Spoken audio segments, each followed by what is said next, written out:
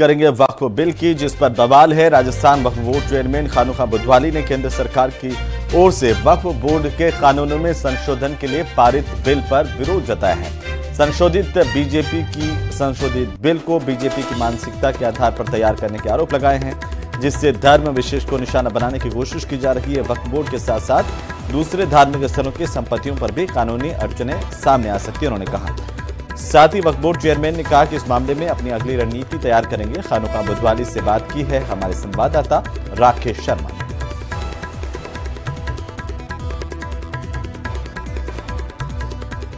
सरकार द्वारा वक्फ board act में संशोधन लाने के लिए लोकसभा में बिल पेश किया गया है। इस वक्त हमारे साथ राजस्थान वक्फ बोर्ड के चेयरमैन खानुखा जी हैं। किस तरीके से सर इस पूरे उसको देखते हैं आप, जो केंद्र सरकार जिस तरीके से वक्फ बोर्ड के एक्ट में जो परिवर्तन लाने का प्रयास कर रही है? देखिए, आज जो जिस तरह से लंबे समय से भारतीय जनता पार्टी के शासन में ये इसकी एक्सरसाइज चल रही थी। पिछली बार जब स्मृति ईरानी जी जब इस डिपार्टमेंट के मंत्री थी, कई बार मीटिंग्स भी और इस पर हमने कुछ इश्यूज़ पे ऑब्जेक्शन भी किया था, लेकिन हमें उसी दिन अंदेशा लग गया था कि अमेंडमेंट करना चाहेंगे। लेकिन आज ये हिंदुस्तान का दुर्भाग्य, जिस कॉन्स्टिट्यूशन को में जिस संविधान को लोकसभा और राज्यसभा ने बनाया, उसी को आज ऐसी क्या चीज़ आ गई जो इसमें वक्फ एक्ट में परिवर्तन करने की बात आ गई। ये परिवर्तन करना एक सामाजिक या द्वेषता कहिए, उनकी मानसिकता कहिए, अगर वो करते संविधान के दायरे में रख के सभी मजहबात की जो इस तरह की जो थी कॉन्स्टिट्यूशन, जो लैंड्स थी या किसी इस तरह से थी, सब पे लेके आते तो एक अच्छा लगता, और उसमें कहीं ना कहीं सारे जगह पे उन लोगों को मेंबर्स बनाते तो अच्छा लगता।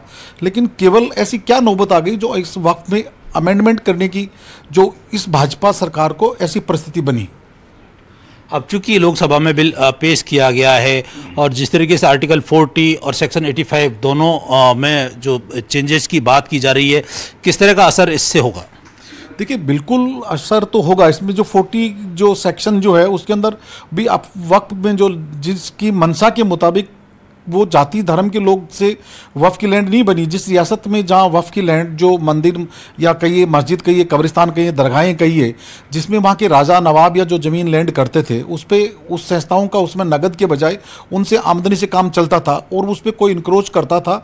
वक्फ की जो मनसा के मुताबिक जो वक्फ होता था, कई बार रेवेन्यू में इंदराज नहीं होना, वक्फ में इंदराज है, तो लोग उसको मानते थे ये वक्फ की लैंड है।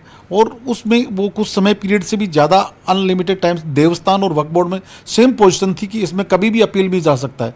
ये इसको अपील को खारिज करना और इसको कलेक्टर को पावर देना, जो सेंट्रल गवर्नमेंट का जो कमिश्नर के रूप में जो हमारे जो काम करता था उसको ख़त्म करना, ये इनकी मंशा क्लियर कट नहीं है। जिससे वक्फ को दायरे को सीमित करना, ये मतलब आज इनको सोचने को चाहिए कि ये इस लैंड जो है ये धार्मिक लोगों के द्वारा दान दी हुई लैंड है, किसी व्यक्ति विशेष या किसी जाति विशेष की लैंड नहीं थी। कैमरा पर्सन दिलीप चेची के साथ राकेश शर्मा, न्यूज़ 18 राजस्थान, जयपुर। तो वहीं अलवर जिला कांग्रेस ने बिजली कटौती, बेरोजगारी, भ्रष्टाचार समेत कई मुद्दों को लेकर के मिनी सचिवालय के बाहर धरना दिया और प्रदर्शन किया है। धरना प्रदर्शन में पूर्व केंद्रीय मंत्री भंवर जितेंद्र सिंह और नेता प्रतिपक्ष टीकाराम जूली भी मौजूद रहे। कांग्रेस नेताओं ने कहा कि सरकार के खिलाफ जो मोर्चा खोला है उसको आगे बढ़ाएंगे।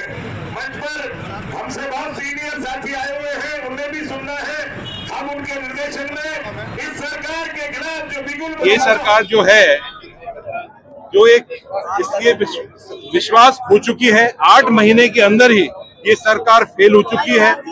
पानी की समस्या, बिजली की समस्या, बिजली की दर इनने जो बढ़ा दी है, लॉ एंड ऑर्डर जो सिचुएशन हो चुकी है, जिस तरह का महिलाओं के ऊपर अत्याचार हो रहा है, जिस तरह से यहाँ की इस पूरी प्रदेश के अंदर जिस तरह से इनने धोखा दिया है, उसके खिलाफ आज प्रदर्शन हो रहा है।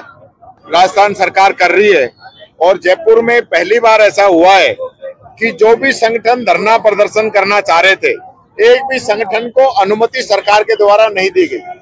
पहली बार ऐसा हो रहा है कि छात्र संघ की डिमांड जो बच्चे कर रहे हैं उन पे राजकार्य का बाधा लगाया का मुकदमा दर्ज किया जा रहा है, जो कि मैं समझता हूँ एक घोर अत्याचार बच्चों पे किया जा रहा है।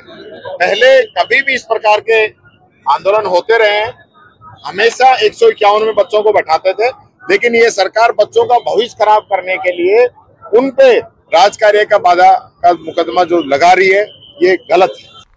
तो वहीं अजमेर के बहुचर्चित ब्लैक